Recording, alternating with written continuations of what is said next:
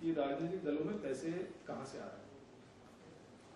तो इसमें जो हाइलाइट्स है मैं जरा आपको सुना देता हूं, और कोई बाद में सवाल होंगे तो डिटेल भी इसी में है।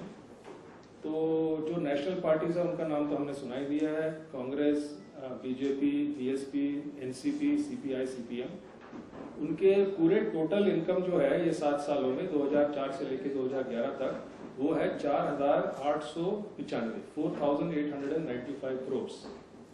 इसमें कुछ पैसे इलेक्टोरल ट्रस्ट ने भी दिए हैं। तो हमारे कानून में एक ये है कि आप एक इलेक्टोरल ट्रस्ट बना सकते हैं, और इलेक्टोरल ट्रस्ट का मतलब है कि 95% आपका जो इनकम आपने ट्रस्ट में शामिल किया है वो आपको इलेक्शंस और पॉलिटिकल पार्टीज को डोनेशन देना चाहिए। तो ये इलेक्टोरल ट्रस्ट का केवल 105 है। तो 4,895 में से 105 करोड़ रुपया इलेक्टोरल ट्रस्ट से आए हैं। ज्यादातर जहां तक हमको जानकारी मिली है ये इलेक्टोरल ट्रस्ट बड़े बड़े कॉर्पोरेट सेक्टर के हैं, आदित्य बिरला ग्रुप, भारती मित्तल ग्रुप और टाटास वगैरह जाने माने कंपनीज हैं। मगर उनका जो रकम उन्होंने घोषित किया है इलेक्टोरल ट्रस्ट के थ्रू वो काफी सीमित मात्रा में है। इसके अलावा जो नोन डोनर्स हैं, मतलब जिनके बारे में हमको मालूम है, जिनकी जानकारी इनकम टैक्स रिटर्न्स में उन्होंने दिया है, वो है 4,435 करोड़। तो एक हुए 105 करोड़ ट्रस्ट से और 435 करोड़ उसके अलावा जो जिनकी जानकारी हमको मालूम है। तो बाकी जो शेष जो पैसा है वो इसके बाद कुछ पैसा उनको मिला है through sale of assets, rental income, किताबों की सेल वगैरह वगैरह, या income from interest on banks में जो उन्होंने पैसा फिक्स डिपॉजिट में रखा है उसका इनकम वगैरह, वो लगभग 785 करोड़ है, 785 करोड़। तो बाकी जो शेष है वो 75% जो पैसा है वो है 3,674 करोड़। सो 3,674 करोड़ आउट ऑफ 4,895, मतलब 75% जो पैसा है इसकी हमारे पास कोई जानकारी नहीं है, ना हमारे पास है, ना पब्लिक के पास है, ना इनकम टैक्स अथॉरिटीज के पास है, ना इलेक्शन कमीशन के पास है कि ये 75% पैसा कहां से आया। तो सबसे पहले यह सवाल उठता है कि जब बाकी देशों में हो रहा है और हर एक संस्था को हमारे देश में भी कह रहे हैं कि भाई आप बताइए कहां से पैसा मिल रहा है, एनजीओज को कह रहे हैं कि आप फॉरेन फंडिंग ले रहे हैं, आप ये डॉक्यूमेंट दीजिए, वो डॉक्यूमेंट दीजिए, तो राजनीतिक दलों पे भी ये पारदर्शिता जो है लागू होनी चाहिए। तो इसमें पहले पेज में आप देखेंगे अंत में एक छोटा सा टेबल है, उसमें हमने लिखा है funds from unknown sources. Unknown sources मतलब जहां से हमको मालूम नहीं कि पैसे कहां से मिले हैं। तो सबसे पहले है इंडियन नेशनल कांग्रेस, लगभग 82% आर फ्रॉम अननोन सोर्सेज, हमको मालूम नहीं पैसे कहां से मिले। उसी तरीके से बीजेपी, उसमें 73% है, बीएसपी में 62% है, एनसीपी में लगभग 92% है, और जो communist party of India CPI उसके लगभग 15%, और सीपीएम में लगभग 54%, और औसत टोटल 75% सोर्सेज ऑफ फंड्स हमको मालूम नहीं है।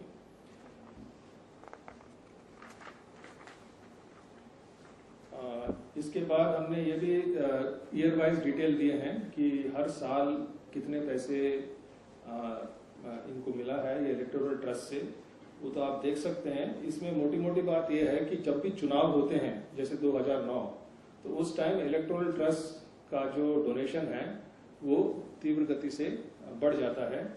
उदाहरण से जब 105 करोड़ की बात कर रहे हैं कि गत 7 सालों में उन्होंने डोनेशन दिए हैं ये पॉलिटिकल पार्टीज को, वो 105 में से लगभग 48 करोड़ केवल 2009 में दिए हैं, क्योंकि 2009 में नेशनल इलेक्शन हुए थे।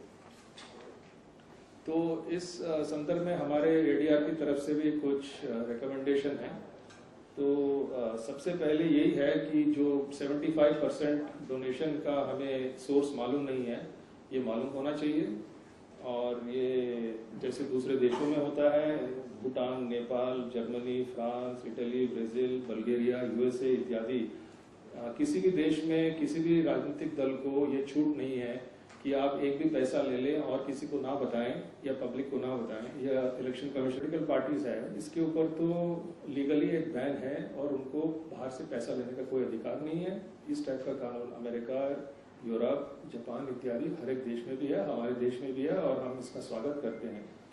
तो जो इस टाइप के इलेक्टोरल ट्रस्ट या कोई फाउंडेशन हैं जिनका जैसे वेदांत ग्रुप है, उसका इंफॉर्मेशन हमने आपको अंत में दिया है, registered in London, operating in India, यहाँ पे उन्होंने कुछ ट्रस्ट फॉर्म कर दिए हैं और ये ट्रस्ट जो है they are completely controlled and held by a foreign company. और इन्होंने घोषित किया है कि उन्होंने ज्यादातर कांग्रेस और बीजेपी को खूब पैसे दिए हैं, कुछ कुछ एनसीपी को भी दिए हैं।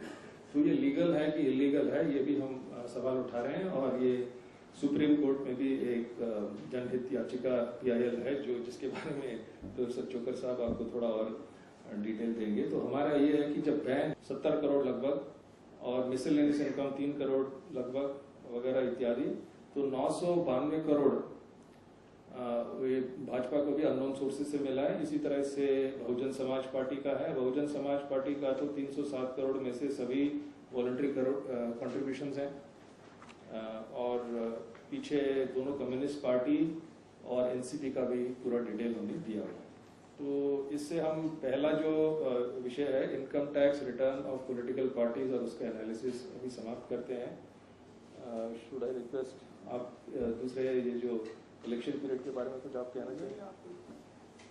जो इलेक्शन कमीशन को उन्होंने जो इंफॉर्मेशन दी है वो दूसरा हिस्सा है हमारे इस प्रेस कॉन्फ्रेंस में। इसमें इसका टाइटल है analysis of funds received by political parties during election period, analysis of 31 election between 2008 and 12। तो हमारे कानून के अनुसार सारे राजनीतिक दलों को, इलेक्शन कमीशन को इलेक्शन से संबंधित केवल जो खर्चे हैं और इलेक्शन टाइम में ये जानकारी इलेक्शन कमीशन को देनी है। तो इसकी भी हमने कुछ जानकारी आपके सामने रखी हुई है। तो सबसे पहले ये पाया जाता है कि चुनाव के लगभग 100-120 दिन के पहले मैक्सिमम फंड कलेक्शन होता है। तो ये सारा पैसा मतलब दबादब तभी आता है कि जब चुनाव शुरू हो रहे होते हैं। और ये पार्टीज कुछ तो अपने सेंट्रल हेडक्वार्टर्स में, जैसे भाजपा और कांग्रेस का तो दिल्ली में ही हेडक्वार्टर्स है, और कुछ अपने स्टेट यूनिट्स में। तो दोनों का अलग अलग उन्होंने बताया कि भाई नेशनल लेवल पे कितने पैसे मिलते हैं और स्टेट लेवल पे कितने पैसे मिलते हैं। तो इसकी जानकारी भी है, डिटेल्स आप देख सकते हैं।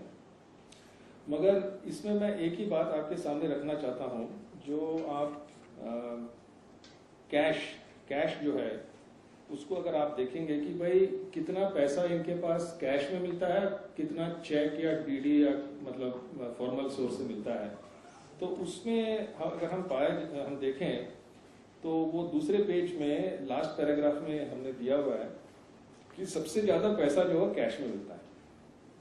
तो जैसे कांग्रेस का उदाहरण, 90% इलेक्शन से संबंधित जो उनको पैसा मिला है, जो उन्होंने घोषित किया है, 90% फंड जो है वो कैश में मिला है।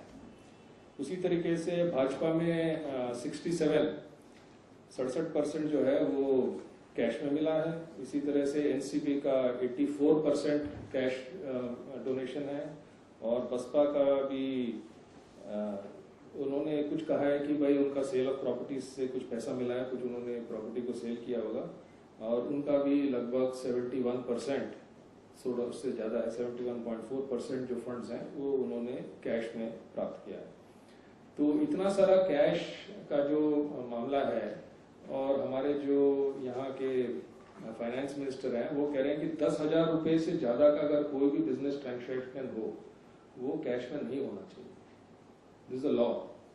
मगर यहाँ पे हम पा रहे हैं कि कांग्रेस में 251 करोड़ कैश में प्राप्त किया है, और बीजेपी को 81 करोड़ कैश में प्राप्त किया है, नहीं 219 करोड़ कैश में प्राप्त किया है इत्यादि। तो इतना सारा पैसा वो खुद कैश में ले रहे हैं, मगर बिजनेस के लिए और हमारे जैसे आम जनता के लिए, अपने ट्रांजैक्शंस के लिए एक वो बैन है कि 10,000 रुपए से ज्यादा का कोई भी ट्रांजैक्शन बाई कैश नहीं होना चाहिए।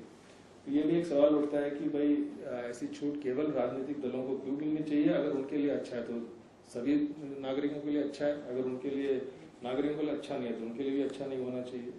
तो इसकी काफी डिटेल है, स्टेट वाइज राजस्थान, मध्य प्रदेश, छत्तीसगढ़, किस साल में कितने पैसे, कितने कैश में मिले, कितने चेक से मिले, कौन से पार्टी को मिले, कौन से साल में मिले, ये सब डिटेल्स इसके पीछे हैं। अगर आप उसको देख के कुछ सवाल उठाना चाहते हैं तो जरूर पूछिएगा। तो ये विदेश और देश दोनों का ही आप जो donations comes from the overseas country वो भी इंक्लूडेड है?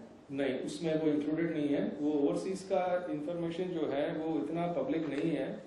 अभी एक PIL सुप्रीम कोर्ट में लागू है, जो हमने भी डाला है और कुछ रिटायर्ड IAS ऑफिसर्स ने भी डाला है। जो जानकारी है उसी के ऊपर हम कह रहे हैं। अगर हम किसी एक व्यक्ति का या किसी एक कंपनी का नाम उठाएं तो जरूर सवाल उठता है कि आप इनके पीछे क्यों लगे। हम किसी के पीछे नहीं लगे हैं। ये उदाहरण के तौर पर हम सुप्रीम कोर्ट में गए हैं और ये है वेरी वेल नोन कंपनी वेदांत ग्रुप। उनके कई सारे फ्रंट्स हैं, स्टरलाइट और सेसा गोवा और सोलरीज वगैरह के जो इंडियन होल्डिंग कंपनीज हैं, उन्होंने अपनी तरफ से कांग्रेस और बीजेपी को पैसा दिया है और उसका डिटेल लास्ट में हमने आपको आपके सामने पेश किया। हाँ बताइए।